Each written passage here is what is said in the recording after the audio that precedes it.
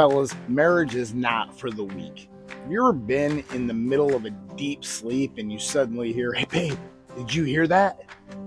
You know what I heard?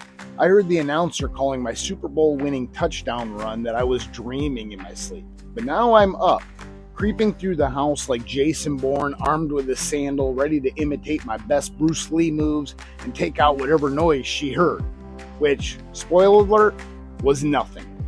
Marriage will test your patience, your faith, and your ability to assemble furniture without losing your salvation. But God didn't give us wives to stress us out. He gave them to us so that they could sharpen us. Here's the thing, building a strong, God-honoring marriage doesn't just happen. Life gets busy, stress piles up, and before you know it, you're two roommates sharing a Wi-Fi bill instead of a husband and a wife leading a home together. Have you ever read Ephesians 5:25? It says, "Husbands, love your wives just as Christ loved the church and gave himself up for her." Now, I don't know if you've read the Gospels, but Jesus gave everything for the church. He didn't just show up when it was convenient. He sacrificed, served, and led with love. He loved the church when the church ignored him, said hateful things about him, didn't show any appreciation to him, and basically didn't even love him back. So let's be real. Some of us treat our fantasy football team better than our marriage.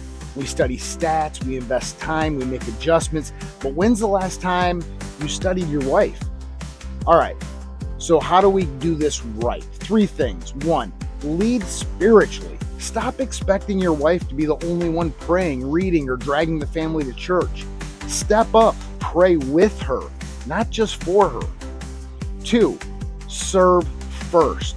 Jesus washed feet, and you don't even look like you do the dishes. Look for ways to love through action. It isn't about grand gestures, it's about consistency.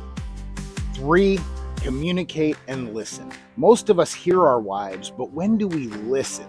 James 1:19 says everyone should be quick to listen, slow to speak, and slow to become angry. That means don't just wait for your turn to talk, really hear her. So here's the challenge. This week, do one intentional thing to love and serve your wife. No excuses. And don't just do it once then, make it a habit. Marriage isn't about surviving, it's about thriving together.